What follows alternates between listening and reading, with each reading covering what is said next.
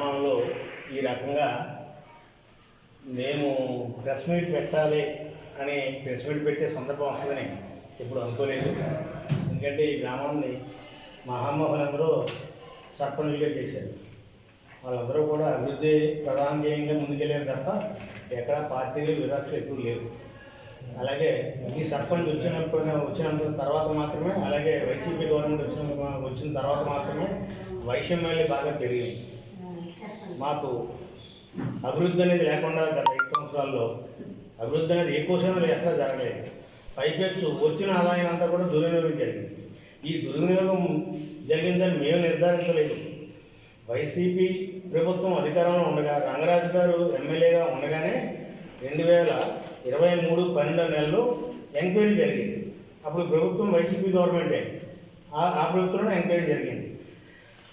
ఆ తదుపరి వారికి షోకాజ్ నోటీస్ ఇచ్చారు. 21,50,000 ఇద్దరికీ కలిపి షోకాజ్ నోటీస్ ఇస్తే ఆ నోటీస్కి ఆమె సమాధానం ఇవ్వలేదు. సమాధానం ఇవ్వకుండా అలాగే కాలయాపన చేస్తే వాళ్ళ చర్యలు తదనంతర కాలంలో వాళ్ళ చర్యలు వాళ్ళు తీసుకున్నారు. అందులో ఈ షోకాజ్ నోటీస్ ఇచ్చి ఈ ఖర్చులు దుర్వినియోగం చేసిన లేదంటే చెక్ పవర్ చేయడం మా ప్రమేయం ఏమీ లేదు. అంతా కూడా వాళ్ళ గవర్నమెంట్లోనే జరిగింది, రంగరాజు గారి ఆధ్వర్యంలో జరిగింది. ఈవేళ ఆమె చేసిన తప్పు ఆవిడ సరిదిద్దుకోవడం మానేసి కేవలం మా మీద బదులు చల్లడం అనేది కరెక్ట్ కాదు. మేము ఈ గవర్నమెంట్ వచ్చిన వెంటనే ఈ వెనక ఉన్న ఫోటో దీని మీద ఒకసారి చూడండి. ఇది ఫిల్టర్లు అప్పుడు మన గవర్నమెంట్ రాకముందు ఈ ఫిల్టర్లు ఇట్లా ఉండేవి, శాండ్ ఫిల్టర్లు ఇలా ఉన్నాయని చెప్పి ఇదే ఫోటో పట్టుకెళ్ళి పేదనాథ గారు చూపిస్తే మా నాయకుడి గారికి వెంటనే 11 లక్షల రూపాయలు, ఇందాక రామోదర్ చెప్పారు 11 లక్షల రూపాయలు ముందు శాండ్ ఫిల్టర్లు మార్చుకున్నాం. ఈవేళ మా గ్రామంలోకి వెళ్ళి ఎక్కడైనా అడగండి మీరు, ఇంత స్వచ్ఛమైన నీరు గత 5 సంవత్సరాల్లో ఎవరైనా అసలు చూసారా? తాగడం కాదు, చూసారా? కానీ ఆ ఘనత ఇప్పుడు మాదే.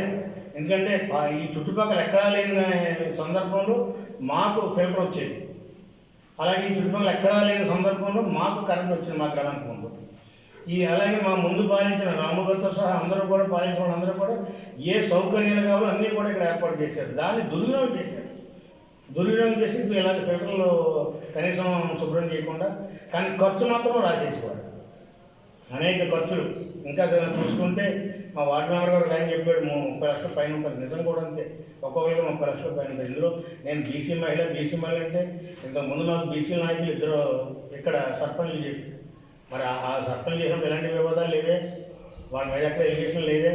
ఇప్పుడు ఎందుకు వచ్చిందో అప్పుడు ఎందుకు రాలేదు అంటే వాళ్ళందరూ సక్రంగా చేశారు. ఇవి కేవలం దోపిడీయే పరమార్థంగానే ఇక్కడ సర్పంచ్గా ఉంది. ఎంత దోపిడీ అంటే ఈవిడ అధికారంలోకి వచ్చిన 4 సంవత్సరాల్లోనూ 9 లక్షలు ఎలక్ట్రికల్ గుడ్స్కి వాటికి డబ్బులు ఇవ్వగా ఇంకా 18 లక్షల రూపాయలు పెండింగ్ ఉంది. ఇంకా వాడి కాలం పూర్తవలేదు, 18 లక్షలు ఇంకా స్టిల్ పెండింగ్ ఉంది. ఇంత ఖర్చు ఎక్కడైనా ఉండే మీరు విలేకరులు మీరు ఎంక్వైరీ చేసుకోండి, ఎక్కడైనా ఇంత ఖర్చు అసలు ఉండదా? వాళ్ళు గట్టిగా అడిగితే వాళ్ళు ఏం చెప్పారంటే ఈ సప్లై చేసిన ఎలక్ట్రికల్ కంపెనీ వాళ్ళు ఈ బిల్డింగ్ కట్టిన వాళ్ళకి కూడా ఈ పైన ఉన్నటువంటి కరెంటు సామాన్ అంతా కూడా వాళ్ళ దగ్గర తెచ్చుకుని పంచాయతీలో రాయించారు. ఇది ఎక్కడైనా ఉందా? మేము దాన్ని అడ్డుకున్నాం. పంచాయతీలో రాయటం ఏంటి? ఈ కాంట్రాక్ట్ సపరేట్ కదా, ఈ కాంట్రాక్ట్ ఎవరైతే ఉన్నాడో అతను ఇది శుభ్రం చేసుకోవాలి, అతను డబ్బులు చెల్లించాలి. పంచాయతీలో రాస్తే ఇద్దరు కుమ్మకి చెప్పి పంచాయతీలో రాస్తే మేమేలా యాక్సెప్ట్ చేస్తాం దాన్ని? ఈ వేళకి 9 లక్షల చిల్లర ఖర్చు ఈవిడ టైంలో ఇవ్వగా ఇంకా 18 లక్షలు పెండింగ్ ఉంది. మరి దాన్ని నేను అడగడం తప్ప. అప్పుడు అసలు ఈ ఎంక్వైరీ చెక్ పవర్ వృద్ధులు తెలుగుదేశం పాత్ర ఏమాత్రం లేదు. మేము కేవలం డెవలప్మెంట్ కోసమే చూస్తున్నాం. ఈ చెరువుకు గత 5 సంవత్సరాల్లో ఏనాడు కూడా అవుట్లెట్ శుభ్రం చేయలేదు. ఎంబుక్ చేశారు, అలాగే ఎస్టిమేషన్ చేసిన తర్వాత ఎంబుక్ కూడా రికార్డ్ అయింది, అలాగే పేమెంట్ ఇవ్వట్లేదు. మేమందరం కలిపి ఇక్కడ ఒక రిక్షాలతో దాని ఖర్చులు అదనంగా రాస్తున్నారని చెప్పి దాతలతో ట్రక్కు బండి కొన్నాం. ఆ తర్వాత కాలంలో మాకు ట్రాక్టర్ ఫ్రీగా ఇచ్చారు. ఆ ట్రాక్టర్ ఫ్రీగా ఇచ్చిన దాన్ని మేము వాడుకుంటూ దాతల సహకారంతో మేము అన్నీ ఏర్పాటు చేసుకున్నాం. ఇంతవరకు దాతలని పంచాయతీకి అడాప్ట్ చేసిన సందర్భం ఎప్పుడూ లేదు. కానీ ఇప్పుడున్న పరిస్థితుల్లో అందరే మేము కలుపుకొని ముందుకు వెళ్తున్న సందర్భం ఈవిడ సహకరించట్లేదు. ఎంత దుర్మార్గం అంటే కుక్కలను కూడా చంపడానికి లేదు అక్కడ కూడా. కుక్కలు చంపినట్టు వీళ్ళు కుక్కలు చంపినట్టు చంపిన కుక్కలు పాతినట్టు ఖర్చులు వేసుకున్నారు. మరి ఎంతవరకు శోభది? ఆ నిజాయితీగా మాట్లాడుకుని కుక్కలు చంపడానికి అసలు ఉందా? ఎక్కడైనా చిన్న పిల్లలను అడిగి చెప్తారు కుక్కలు చంపకూడదు అని. అలాంటి సందర్భంలో ఈ కుక్కలు చంపినట్టు చంపిన కుక్కలను పాతినట్టు 2 ఖర్చులు రాసుకున్నారు. మరి మేము దాన్ని అడగకూడదా?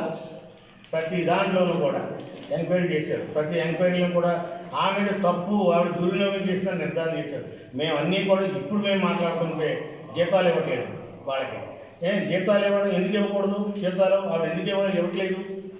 మేము మానవతా దృక్పథంతో, కేవలం మానవతా దృక్పథం మా పార్టీ అందరం కూర్చొని ఈ చెడ్డ మనకు రాకూడదనే ఉద్దేశం మీద అందరం కలిపి ఇప్పటికి 3 నెలల జీతాలు ఇచ్చాం. మేము కనీసం ఇంజనీర్ ఉండక్కర్లేదు ఎవరికైనా.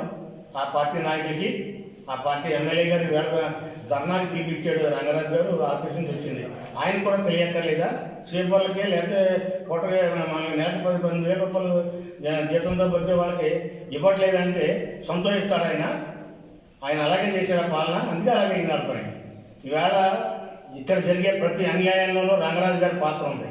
ఇక్కడ వసూలు చేసే అక్రమ సంపాదన అంతట్లోనూ ఆయన పాత్ర ఉంది. ఎందుకంటే ఆయన పాత్ర ఉందని ఎట్లా అంటున్నామంటే ఆయన టైంలోనే ఎంక్వైరీ చేశారు అని నేను చెప్తున్నాను కదా. ఈవేళ మరి ఈ ధర్నాలు ఎందుకు ఆయన పురమాయించుకున్నాడు అంటే ఒక పక్క ఎంక్వైరీ చేసింది ఆయన, ఓ పక్క మళ్ళీ ధర్నాలు చేయమన్నది ఆయన. అంటే రాజకీయాల్లో అలకలను సృష్టించడానికి రంగరాజు గారు ఒక కంకణమంతుడయ్యి వాళ్ళందరినీ ఎంకరేజ్ చేస్తారు. ఇలాంటి అవకాశాలు ఎక్కడ జరిగినాయి కానీ మా ఊళ్ళో ఎప్పుడు జరగలేదు. దీని మీద ఇంకా భవిష్యత్తులో మొన్న మీటింగ్లో చెప్పాను నేను, సరి చేసుకోమని చెప్పాను నేను. సర్పంచ్ గారు ఉన్నారు, సర్పంచ్ గారు అసలు ఈనాడైనా రంగరాజు గారు సర్పంచ్కి గౌరవించాడా? ప్రజాప్రతినిధులు గౌరవించాడా? మాకు ఉన్న వాళ్ళే తక్కువ. మా ప్రీతం కృష్ణ గారు కులంతో పని లేదు, మతంతో పని లేదు. ఎవరు వచ్చినా ఆ సర్పంచ్ అక్కడ ఏ గ్రామం వెళ్ళినా ఆ గ్రామంలో ఉన్నటువంటి ప్రజాప్రతినిధులను పక్కన కూర్చోబెట్టుకున్నాడు. ఆ సంస్కారం అది మాకుంది, మా నాయకుడికి ఉంది.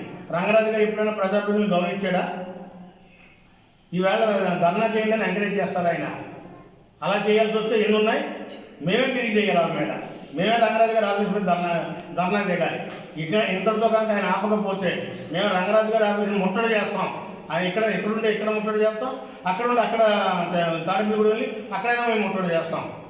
ఆయన అనేక ఆర్థిక లావాదేవీల్లో గొడవలు ఉన్నాయి, అవి మాకు సంబంధం లేదు. రైతులు ఇలాంటి రెచ్చగొట్టి రాజకీయం చేసి పక్కన కట్టుకోవాలనుకుంటే మాత్రం జరగదని చెప్పేసి ఈ సందర్భంగా మీ అందరికీ తెలియజేసుకుంటూ, అలాగే భవిష్యత్తులో ఇది మీరందరూ వెల్లడి చేయండి. ఇక్కడ ఇందులో మా పాత్ర ఏమీ లేదు.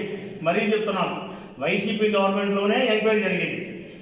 ఇప్పుడు ఆ మిగిలిన కార్యక్రమం తర్వాత జరుగుతుంది తప్ప ఈవిడ ప్రీతాన గారు పిలిచి 3-4 సార్లు చెప్పాడు, అమ్మ జాగ్రత్తగా చేసుకొని. ఈవిడ మూర్ఖంగా అంతకంతగా అలాగే జరుగుతుంది. అంటే రంగరాజు గారు అడుగుజాడలో నడుస్తుంది. రంగరాజు గారు అడుగుజాడలు ఉంటాయి, అందరికీ తెలిసిందేగా. అది ఇప్పుడు కూడా అదే కంటిన్యూ అవుతుంది. కాబట్టి నేను ఈవిడికి చెప్తున్నాం, మీ ద్వారా రంగరాజు గారికి కూడా చెప్తున్నాం, ఇలాంటి దుర్మార్గపు రాజకీయాలు చేస్తే చాలా ఇబ్బంది వాళ్ళే పడతారు, మేము పడం. ఇది మంచి ప్రభుత్వం, మంచిగానే ఉంటాం, అందులో అనుమానమే లేదు.